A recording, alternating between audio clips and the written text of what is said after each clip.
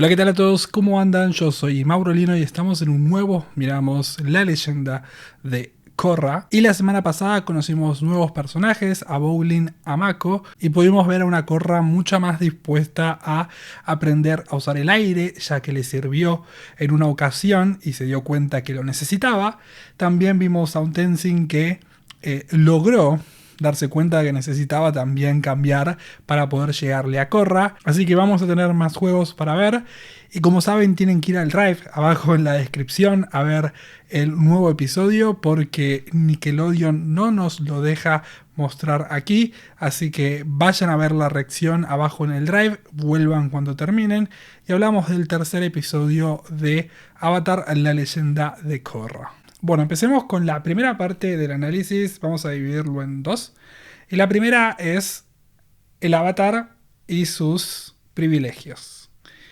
Me gustó mucho cómo se marcó la diferencia entre Mako y Bowling y cómo ellos tuvieron que ganarse la vida desde chicos haciendo cosas que quizás no son éticamente correctas, pero que debían hacerlo para poder vivir, para poder sobrevivir. Y eso los llevó a conocer gente como este muchacho Shady Juan Carlos. Entonces, me gustó esa diferencia porque Korra ni siquiera necesitó plata jamás en su vida, ya que ella siempre tuvo gente ocupándose de sus necesidades. Entonces, ahí ya empezamos a ver una primera diferencia de Korra con el mundo, que viene de la mano de básicamente haber nacido con sus ventajas que la hicieron a ella ser diferente. Lo que tiene de bueno esto es que Korra va a tener que empezar a ver la nueva realidad del mundo y que ya la está notando de a poco y que está teniendo como una visión medio peligrosa de lo que pueden ser los humanos.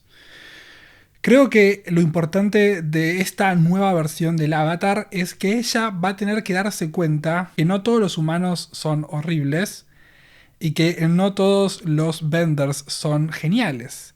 Ella va a tener que darse cuenta que tiene que generar un balance real, pero acá viene el balance entre personas y Benders. Y por eso creo que esta historia es tan interesante. Vamos a tener que sacarle la máscara de manera figurativa a Amon para poder saber qué hay detrás de todo esto.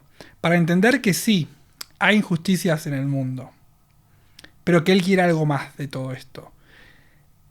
Obviamente él no lo hace porque es un líder revolucionario que quiere la igualdad, porque la igualdad no se crea mediante la destrucción, la igualdad se crea mediante la posibilidad de subir a todas las clases al mismo lugar. Entonces, ponele que hoy el humano esté acá y que el Bender esté acá. Vos no creás igualdad destruyendo a los Benders.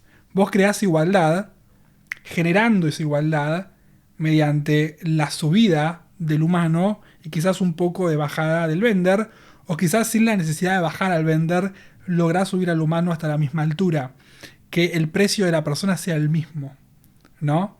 Obviamente, para trabajos y para otras cosas, probablemente la gente se sienta alejada, porque como vos no tenés esas habilidades, no podés ser lo que ellos hacen, ¿no?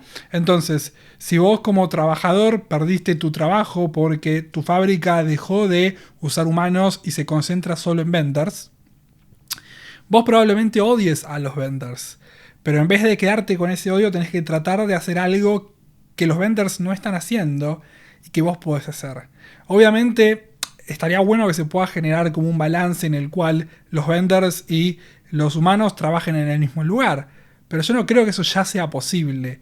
Entonces, tenemos que encontrar una alternativa para que los cargos sean diferentes, para que haya diferentes oportunidades de trabajo, que probablemente sea el mayor problema. Poder generar una igualdad desde ese lado. La destrucción no es igualdad. La muerte no es igualdad. Obviamente, vemos que este muchacho, Amon, puede sacar poderes. Imagínate que puede. ¿Qué va a ir uno por uno a los vendors a sacárselos? ¿Él solo? ¿En todo el mundo? Segundo, no creo. No creo que Amon sea capaz de sacarle los poderes a todos. Quizás lo que él está haciendo es supuestamente sacándole los poderes a todos, pero haciendo que se genere como un mito y un miedo entre los vendors, porque supuestamente hay una persona que puede sacarle los poderes a todos. Pero no. No hay chances.